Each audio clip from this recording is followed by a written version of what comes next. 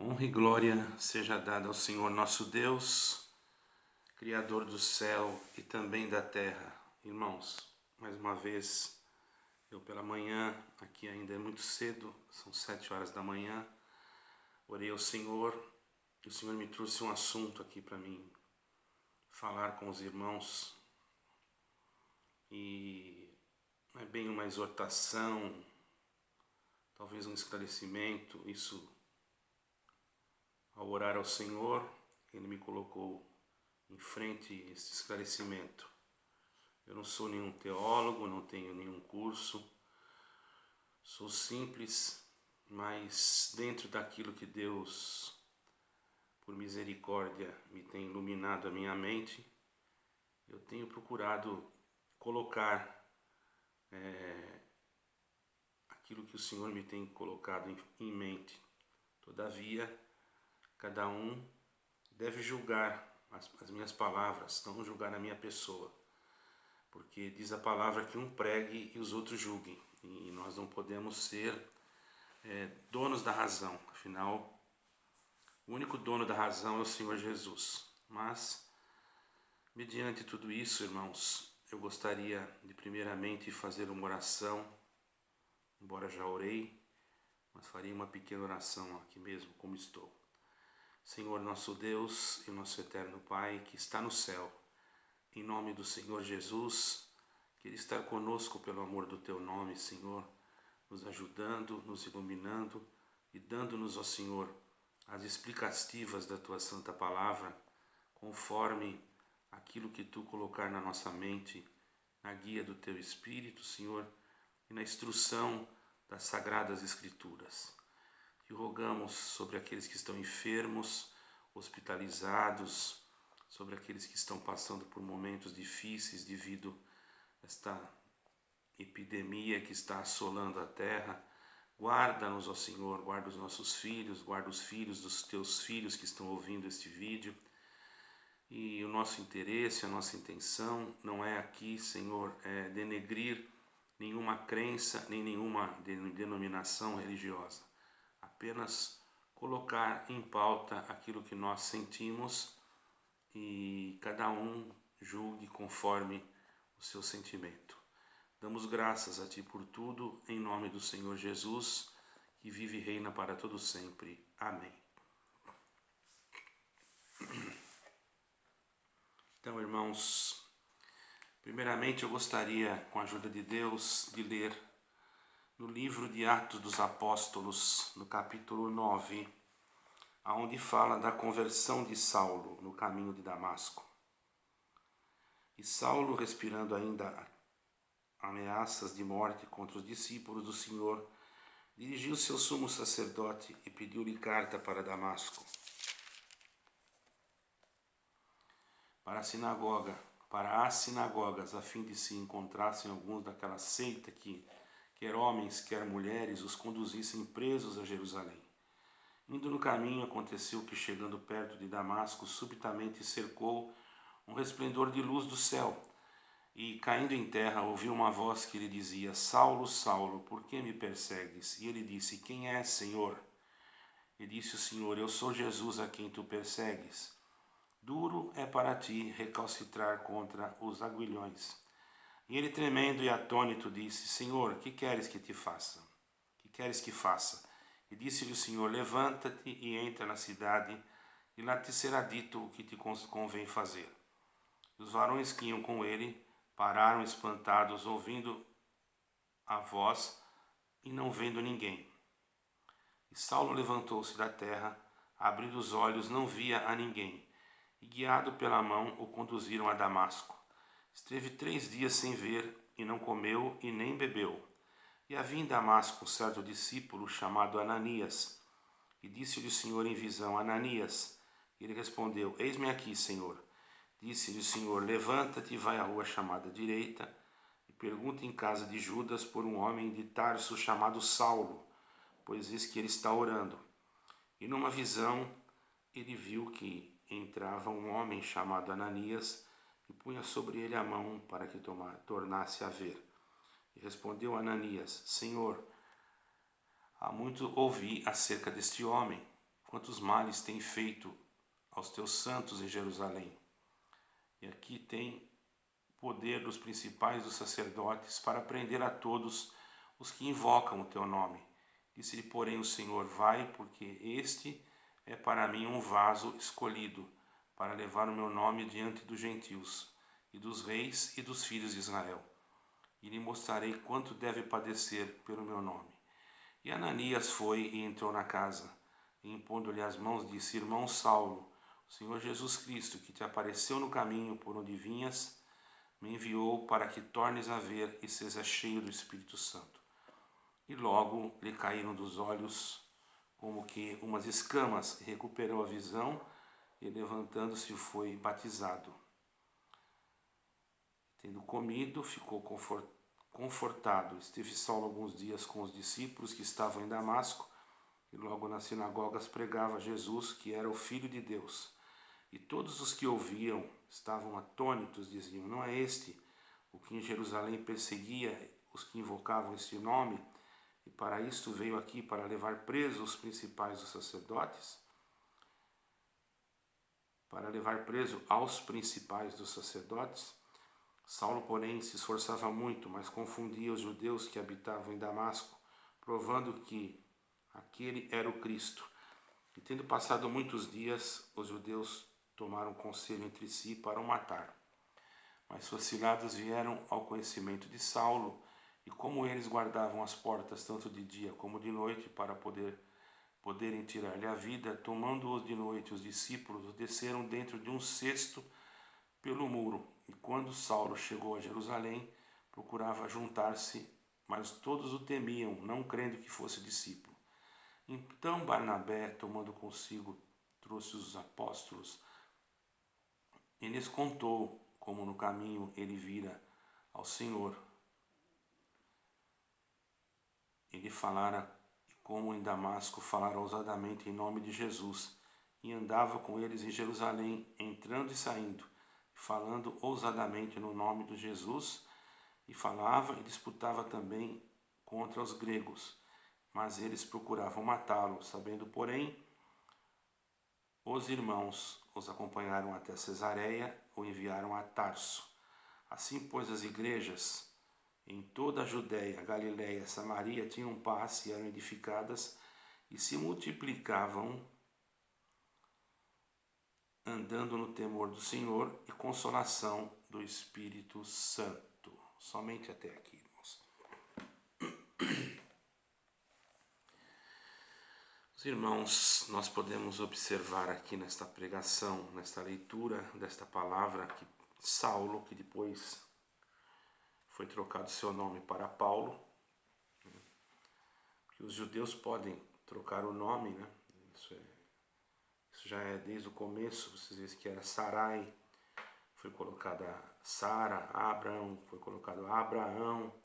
Então isso é uma coisa até hoje, se a pessoa quiser mudar o nome, ainda pode. Porém, irmãos,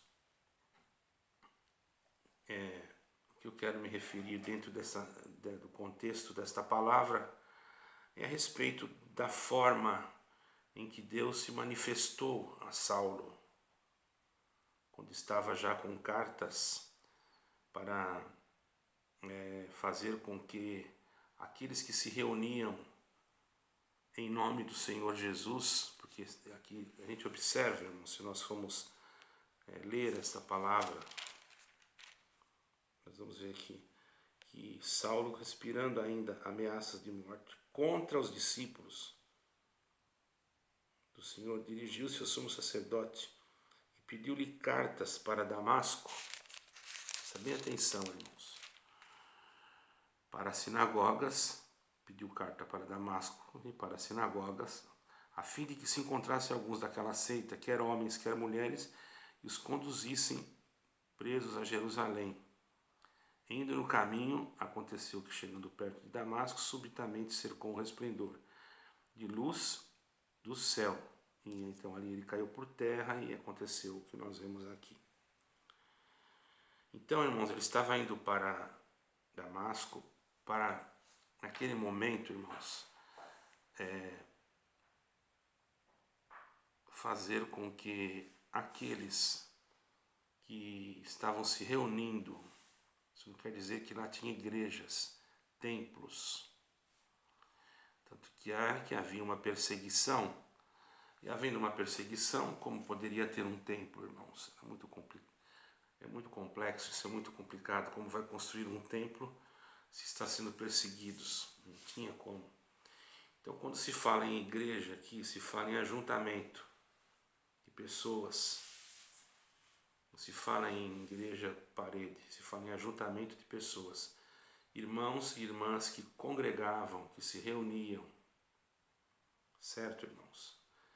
E ele foi lá com ordens, com cartas dos principais das sinagogas, a fim de encontrar alguns daquela seita, porque eles chamavam aqueles que criam em Jesus Cristo, eles achavam que era uma seita, porque para eles Jesus Cristo não era o Messias. Tanto é que até hoje eles aguardam, muitos deles, é claro, é lógico que Deus está fazendo uma obra bonita em Israel. Muitos têm crido no Senhor Jesus como Salvador. Nós sabemos, somos testemunhas disso, mas existem muitos pregadores, não é de uma denominação só, mas muitos. E, inclusive eu conheço um rabino, não vou citar o nome aqui porque não há necessidade. Ele era rabino e ele realmente se converteu, e ele hoje tem pregado Jesus Cristo abertamente. Eu estive com ele e conversei com ele, e tenho o telefone inclusive dele aqui no meu aparelho. Mas, irmãos, o que eu quero me referir é que Saulo foi batizado não dentro de uma igreja, de uma denominação evangélica. Ele foi batizado por Ananias. Ele estava numa casa, podemos ver aqui, quando ele se levantou já, que ele caiu, que ele levantou cego, alguém teve que conduzi-lo e levá-lo até uma casa que havia em Damasco, e ali ele ficou. E havia em Damasco também um certo discípulo, não fala que era ancião, não fala que era cooperador, não fala que era pastor, fala que era discípulo, quer dizer, alguém que seguia o Senhor, e chamado Ananias.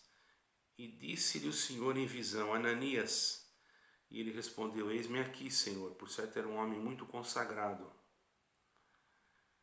E disse: Levanta-te e vai à rua chamada direita e pergunta na casa de Judas por um homem de Tarso chamado Saulo, pois eis que está orando.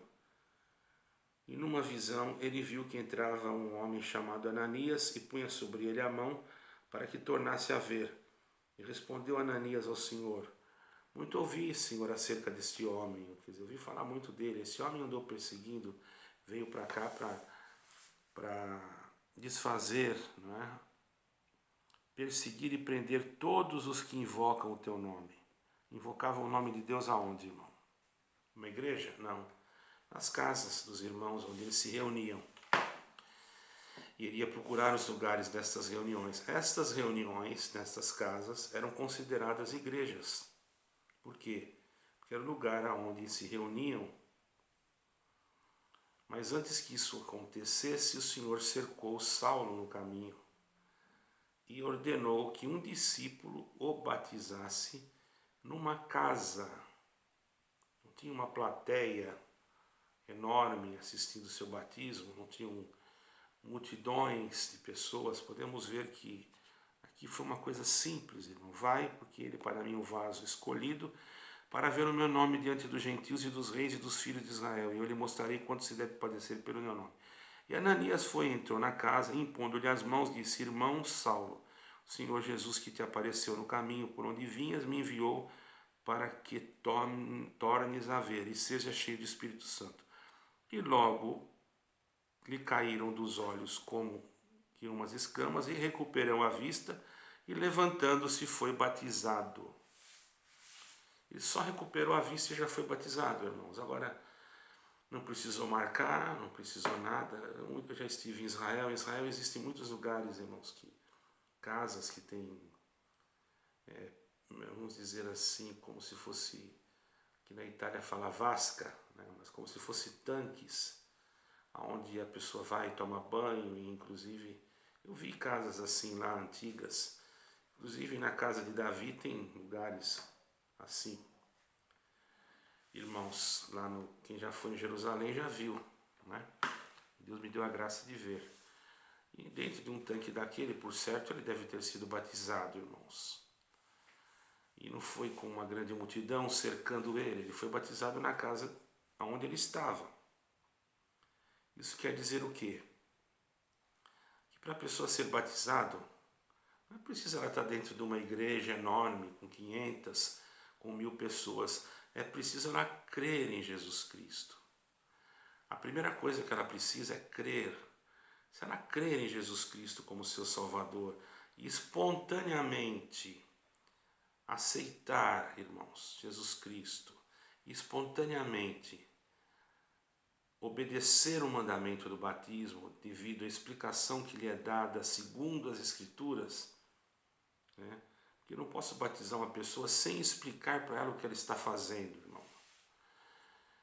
Porque já tenho visto casos, eu tenho parentes que foram numa denominação, que eu não vou citar o nome, entrou, não, eu não estava junto, achou bonito e batizou, e voltou a mesma coisa que era, não houve transformação, não houve mudança, não houve nada, mas que culpa que ela tem? Ninguém explicou nada, ninguém falou nada. Diante de uma linda orquestra, diante de um grande povo, de palavras já com muita profundidade de sabedoria, pode haver uma emoção, e nós não podemos ser movidos por emoções, mas ser movidos pelo sentimento do Espírito Santo, porque aqui Saulo, depois chamado Paulo, Deus o conduziu e Deus revelou, mostrou para ele o que ele deveria de fazer, certo, irmãos? E nós devemos então entender que a nossa fé, ela tem que estar centralizada em Jesus Cristo. E nós devemos crer no Senhor Jesus Cristo, que é a graça do Filho de Deus. Jesus Cristo é a graça. Não existe outra graça a não ser Jesus Cristo. Pela graça sois salvos, por meio da fé. E isto não vem de vós, é dom de Deus. E também não vem das obras, para que ninguém se glorie. Se fosse por obras, Saulo não seria salvo, porque as obras dele não eram boas. Ele havia participado na morte de Estevão, estava indo para acabar com as reuniões dos irmãos que se reuniam nas casas, os cristãos. Então ele foi, sim, salvo pela fé e pela misericórdia de Deus. É lógico que depois da salvação há uma produtividade, é como uma terra que foi limpa e uma semente boa caiu, e ela começa a produzir frutos. Quando a semente cai numa boa terra, ela produz frutos. Aqueles frutos são obras. Aí começa a aparecer as obras. Obras de conversões, obras de milagres, obras na própria pessoa de transformações. Mas é a graça que faz com que essas obras se manifestam. A pessoa não é. Quem é a graça? Jesus Cristo. Porque se o Senhor Jesus estiver naquela pessoa, está escrito em Apocalipse, eu estou à porta e bato. Se alguém abrir a porta, eu entrarei e cearei com ele. Quer dizer que se o Senhor Jesus estiver com a pessoa, logicamente a pessoa vai agir conforme o procedimento que o Senhor Jesus quer que ela haja. Embora muitas das vezes, pela nossa fragilidade humana, pela nossa fraqueza, os nossos erros, nós não somos perfeitos, nós podemos ter sim algum deslize, mas isso também não quer dizer que não temos um advogado, que é Cristo. Ele é o nosso advogado e também é o nosso juiz, será o nosso juiz. Ele nos advoga e também nos julga pela sua palavra. E nós também devemos julgar a nós mesmos. Quando nós vemos que erramos e somos sinceros, temos que nos ajoelhar e pedir perdão. Não é que vamos continuar cometendo os mesmos erros e dizer, Deus me perdoa, porque isso seria uma ignorância nossa. Para tudo, Deus é ilimitado, mas as coisas nós temos que entender que nós temos que respeitar a Deus. E respeitando a Deus, devemos fugir do mal. Se cometemos o mal, vamos supor, depois do batismo, alguma coisa que infringiu, não quer dizer que a pessoa vai para o inferno já, não. A pessoa tem que entender que ainda para ela há uma esperança, porque está escrito que para aqueles que cometem um erro, há um advogado que se chama Cristo. É lógico que para tudo tem um custo. Aqui na Terra, se eu vou procurar um advogado, eu vou ter que pagar alguma coisa. É lógico que se a pessoa comete alguma coisa que desagrada a Deus, ele vai ter que pagar alguma coisa. Todavia, não quer dizer que ele vai ser lançado no inferno por um erro, a não ser que ele blasfeme contra o Espírito Santo. Se ele se arrepende, o sangue de Jesus, do Senhor Jesus, tem poder, sim, tem poder para pagar a sua transgressão e renovar a sua espiritualidade, restaurando a sua vida.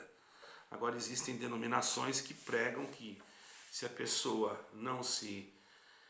ela tem uma chance, perdeu aquela chance, ela já está condenada e já vai para o inferno. Onde está escrito isso, irmãos? Aí pregam aquela parte que a porca lavada voltou ao despojadouro da lama. Ora, irmãos, isso se a porca lavada não se arrepender. Isso é para aqueles que não foram sinceros, ou que não são sinceros, ou que se batizam por uma simples tradição. Nós não devemos ser tradicionalistas, mas devemos ser espirituais. Quantos irmãos que estão em cargos ministeriais por causa de tradições? Porque o pai era, o filho tem que ser, porque o filho foi, o neto tem que ser. Isso sim, irmão, é uma coisa absurda e errada entre a família. E entre a família, daquelas pessoas que agem dessa forma, existe ali então um império.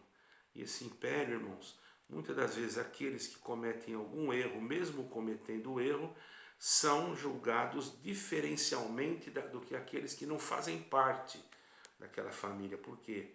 E eles não são de sangue, daquele sangue, não fazem parte da família. Então, às vezes a pessoa comete lá um erro, mas ele é da família do fulano X. Então, o fulano X lá vai defender o seu filho, o seu neto, o seu bisneto, sei lá, de todas as formas, e tirar ele da condenação e até mesmo de perder algum benefício dentro da instituição que ele está, porque ele faz parte de uma família de renome. Isso é hipocrisia, é pecado, porque aí está tendo dois pesos e duas medidas.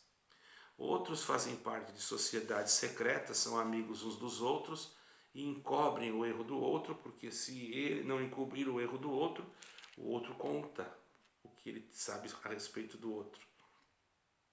Isso também não é o verdadeiro cristianismo. O verdadeiro cristianismo é aquele que é aberto, é aquele que fala de Cristo com sinceridade. Se a pessoa falhou, ela fala, eu falhei. Se a pessoa cometeu alguma coisa, ela procura se arrepender, independente de qualquer posição. Não? Então, há esses dias eu ainda vi um vídeo de um irmão que achei muito importante, muito bonito, parabenizo, porque ele foi sincero, ele levantou na frente daquele povo, daquela denominação, e contou que naquele dia seria o último culto que ele estaria presidindo nesta denominação. Não estou citando o nome. Então ele foi sincero. Uma pessoa assim, irmão, diante de Deus, ele tem caráter, tem moral. Não conheço esse irmão, mas já estou parabenizando-o porque eu vejo que nele há caráter, moral, dignidade. Nós ficamos tristes, a Irmandade deve ter ficado triste, nós estamos orando por esses irmãos, por esse irmão principalmente, mas se ele ver esse vídeo, quero dizer a ele: irmão, você foi um homem valente, corajoso, e Deus vai te abençoar e vai te guardar a ti e a tua família pela tua valentia, pela tua ousadia, porque você não foi falso, porque tem muitos que ficam na falsidade e isso Deus não se agrada. Outra coisa também, irmãos, que está escrito no livro de aos Hebreus, e alguém me perguntou, já houve alguma questão a respeito disso, no livro de aos Hebreus, deixa eu ver aqui onde que se encontra, porque eu não ia entrar nesse assunto agora, mas já que Deus me trouxe em frente, eu não estou com nada, nenhuma planilha aqui, nada aqui para... Estou falando aquilo que Deus me está trazendo em frente, irmãos. Exortação a perseverar na fé, isso está escrito em aos Hebreus, capítulo 10, e vamos ler a partir do versículo 19. Vai ficar um pouquinho longo esse vídeo, mas os irmãos, por favor, tenham paciência. Temos, pois, irmãos, ousadia para entrar no santuário, capítulo 10, versículo 19. Tendo, pois, irmãos, ousadia para entrar no santuário pelo sangue de Jesus, pelo novo e vivo caminho que ele nos consagrou, pelo véu, isto é, pela sua carne, e tendo um grande sacerdote sobre a casa de Deus, chegamo-no com verdadeiro coração e com inteira certeza de fé, tendo os corações purificados da má consciência e o corpo lavado com água limpa. Retenhamos a firme confissão da nossa esperança, porque fiel é o que prometeu. E consideramo-nos uns aos outros para estimularmos a caridade e as boas obras, não deixando a nossa congregação, como é costume de alguns, antes admoestando-nos uns aos outros, tanto mais quando vedes que se vai aproximando aquele dia. Porque se pecarmos voluntariamente, depois de termos recebido o conhecimento da verdade, já não resta mais sacrifício pelos pecados, ok? Então agora aqui eu vou dar uma explicação sobre isso. Qual era o povo que nesse livro, uns dizem que foi Paulo que escreveu, outros teólogos dizem que não, eu não estou questionando o escritor, mas vou falar a respeito daquilo que sinto sobre aquilo que li. O escritor aqui desse livro se referia a uma classe. Qual era a classe? A classe hebraica, porque aqui ele escrevia para os hebreus. E nós sabemos que muitos hebreus, irmãos, eles se converteram ao cristianismo. Eles creram em Jesus Cristo, em Yeshua, como eles falam. E foram batizados. Porém havia, irmãos, já desde... Se nós formos procurar lá em Atos dos Apóstolos, na Assembleia Geral que houve em Jerusalém, nós vamos ver que lá já havia uma certa divergência de pensamento a respeito dos gentios que estavam crendo. Os judeus achavam que deveria circuncidar, que deveria guardar o Shabat, que é o sábado, que deveria guardar as leis no sentido de festas e etc. É claro que nós temos que respeitar a lei, mas é lógico que, irmãos, nós sabemos muito bem que a lei existe para aquele que transgride a lei. Se você entrar numa condução, num ônibus, e estiver escrito é proibido fumar, aquela lei para você não vai significar nada porque você não fuma. Então, é lógico que se respeita a lei.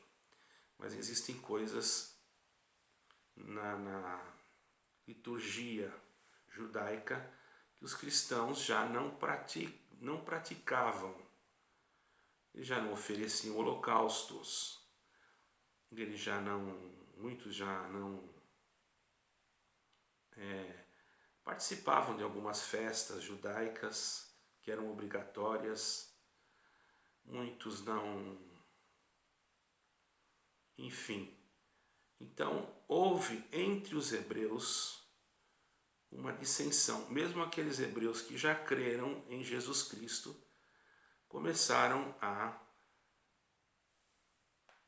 influenciar os outros hebreus que deixassem a sua comum congregação, quer dizer, o seu comum, a palavra congregação não quer dizer igreja, quer dizer reunião de pessoas, assim como uma assembleia. Estamos congregados, quer dizer, estamos reunidos, estamos em uma assembleia, quer dizer, nós estamos reunidos com um grupo de pessoas. Então, eles se reuniam, se congregavam de uma forma. E outros judeus queriam que eles se congregassem, mesmo sendo cristãos, de uma outra forma, colocando ritos ou doutrinas da liturgia judaica, misturando, então, o cristianismo com o judaísmo. Por exemplo, cada um deveria ficar na vocação a qual foi chamado, irmãos. Por isso que o apóstolo Paulo disse isso. Se eu fosse judeu, é claro que eu me circuncidaria, se bem que eu sou descendente também, creio, porque um dos meus avós, né, me circuncidaria, mas isso não quer dizer que eu teria que oferecer holocausto, porque Jesus Cristo já tinha vindo. Isso não quer dizer que eu teria que participar de todas as festas. Se eu quisesse participar, tudo bem. Mas eles já estavam ali, irmão, dentro desse contexto, fazendo com que aqueles que fossem cristãos tivessem que participar da reunião junto com eles de uma outra forma. Deixando com que, irmãos, aleluia, depois de ter recebido conhecimento da verdade, voltasse novamente a sacrifícios, a dogmas que já não eram necessários mais para a salvação, mas sim eram sombras das coisas futuras.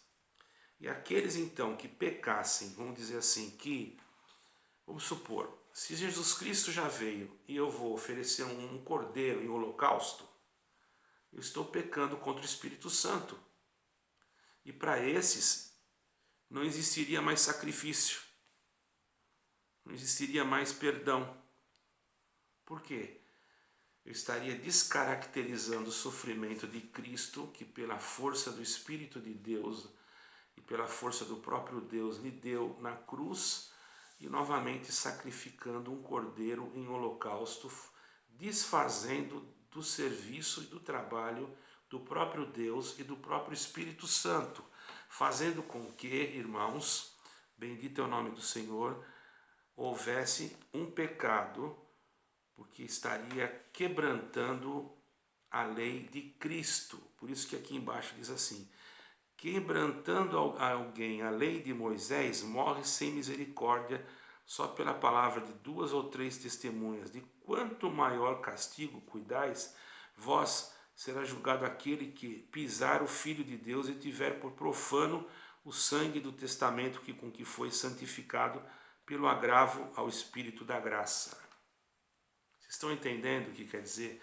Ele estava lendo para um público hebreu que já tinha crido em Jesus Cristo e que se já reunia em nome do Senhor Jesus, e outros judeus queriam que eles se reunissem, irmãos, de uma forma judaica, cristianizando o judaísmo, fazendo um judaísmo cristão, misturando os dogmas da lei com a graça, fazendo assim com que houvesse uma descaracterização do sofrimento de Cristo pelo Espírito da graça. Está escrito aqui, ó, fazer agravo ao Espírito da graça, quer dizer, não estava falando em pecado, em outro tipo de pecado. Então alguém pega esse versículo isolado e lança sobre aquele que comete um pecado, às vezes, que pode ter perdão. E aquele que não conhece, que não busca nas Escrituras o conhecimento, acha que vai para o inferno, porque cometeu aquele pecado. Sendo que o Senhor Jesus disse que todo aquele que for a ele, jamais ele lançará fora. Agora, esse aqui é diferente, porque ele está cometendo pecado contra o Espírito Santo. Quer dizer, imagine eu como um cristão batizado, não vou dizer nem eu, uma pessoa cristã batizada, pegar um cordeiro e oferecer aquele cordeiro em holocausto, cultuar o Senhor Jesus e oferecer um cordeiro em holocausto. Quer dizer que eu não creio no sacrifício de Cristo. Não crendo no sacrifício de Cristo, eu não creio na graça. Não crendo na graça, eu não creio na misericórdia. Não crendo na misericórdia, eu não posso crer no Espírito Santo. Fiz agravo ao Espírito da graça. E o que o Senhor Jesus disse em 4 de São Marcos? Que todo pecado será perdoado, menos a blasfêmia contra o Espírito Santo. Então isso é uma blasfêmia contra o Espírito Santo, se eu descaracterizar que Jesus Cristo é o Filho de Deus e que Jesus Cristo não tem nada a ver com o Espírito Santo e que o Espírito que não, eu estou até dizendo que o Espírito Santo não veio porque precisa de um sacrifício ainda. O sacrifício já foi feito. Então Paulo, quando se escreveu essa carta, ele não escreveu para os gentios. Então algum irmão fala assim, que lá já pecou, pisou no sangue do Senhor. Porque não lê, irmão, porque não estuda a Escritura, porque não vê o contexto, porque não vê o público para qual ele está pregando, para qual Paulo pregou. Paulo não estava pregando aqui para os gentios, ele estava pregando Paulo, eu não sei, disse Paulo, perdoa irmãos, eu não sei se era Paulo, não está escrito aqui. Vamos dizer que fosse, vai. Vamos colocar um parênteses aqui, porque eu não quero errar, irmãos. Eu não tenho muito conhecimento. Dentro daquilo que Deus me dá, pode ter falado alguma coisa que alguém não concorde, porém, eu creio que aqueles que são nascidos do Espírito, irmãos, eles são nascidos do Espírito. Porque se fosse assim, que já não resta mais sacrifício pelos pecados, veja o que está escrito aqui em João, irmão. Vamos lá em João. Veja como aqui era um público, e aqui João fala já para um outro público, para os irmãos entenderem bem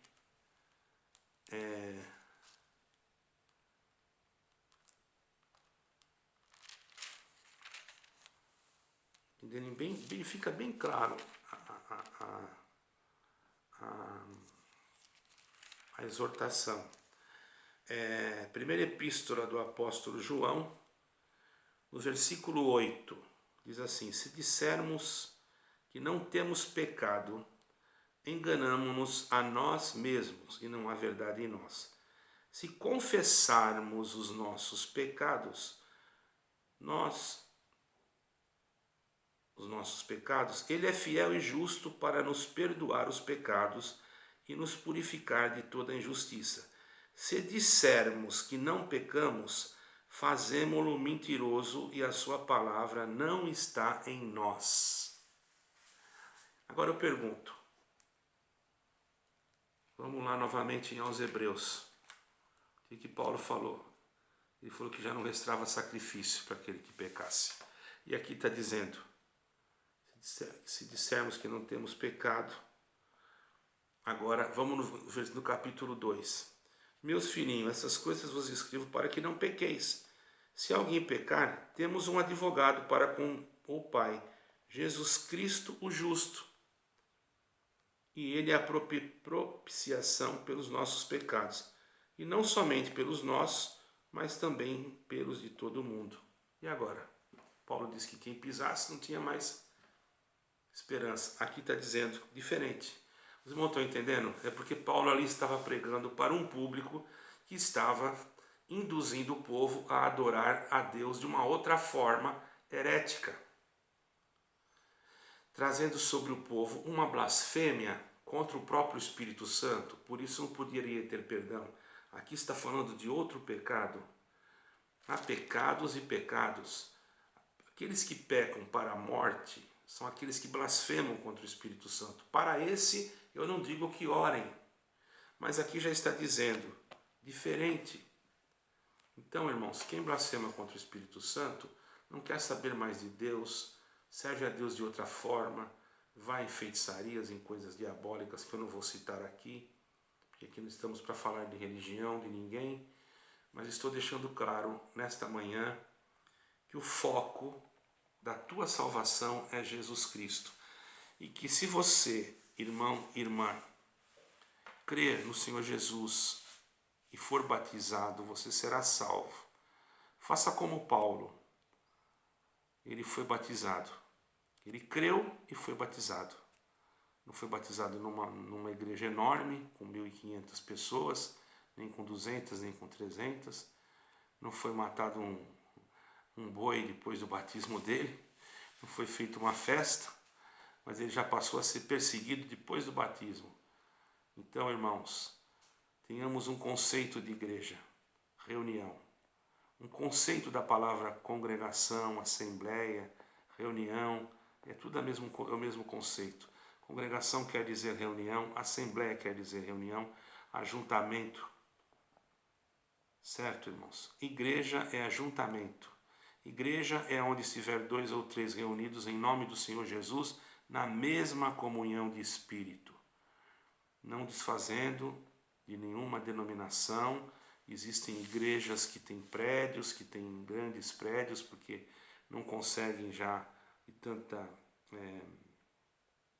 povo agregar o número de fiéis. Não sou contra, porém a única coisa que sou contra, não sou contra também, tem uma outra posição, é que deveriam ser feitos templos mais baratos, não tão luxuosos, porque se o Senhor Jesus está vindo aí, se nós pregamos que o Senhor Jesus está vindo, se nós realmente cremos que o Senhor Jesus vem buscar a sua igreja, por que eu vou ter que construir uma igreja, irmão, custando 4 milhões? Para que eu vou precisar de uma igreja custando 4 milhões, se eu sei que aqueles 4 milhões vai sair da boca do necessitado? Por que eu não faço uma igreja simples, um galpão, com 2 banheirinhos bons, com bancos bons, para a irmandade se sentir acomodada e bem acomodada, mas que não seja suntuosa como um palácio? Infelizmente, existem algumas coisas que não dá para entender, mas tem coisas que nós sabemos que não podemos falar também. Deus julgará todos naquele último dia. Deus os guarde, Deus abençoe. Podem observar que aqui eu não citei nomes de nenhuma denominação, porque não é este o meu objetivo.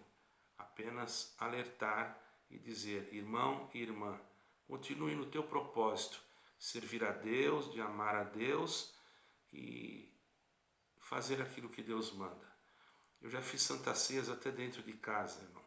Eu já batizei almas há pouco tempo dentro de casas. Pessoas que não podiam nem sair de casa, estava na cama, batizei, no outro mês a pessoa Deus levou para o reino da sua glória. Tenho visto muito milagre assim. E também batizei pessoas que estão bem até hoje, dentro de presídios, de cárceres, e saíram e hoje são empresários. Então eu posso dizer para todos os irmãos, não sou melhor do que ninguém, não sou nada, mas eu tenho um outro conceito. Não estou contra quem tem outro conceito, cada um tem a sua forma de agir e de pensar. Tirem as suas conclusões. O Senhor Jesus não veio buscar paredes, Ele veio buscar almas. A paz de Deus, Deus abençoe a todos, que o nome de Deus seja sempre glorificado e honrado. Shalom, graça e paz, e que o Senhor seja com todos vós. Amém. Que a sua palavra, seu amor e a sua graça e os seus ensinamentos permaneçam em nós para a vida eterna. Amém.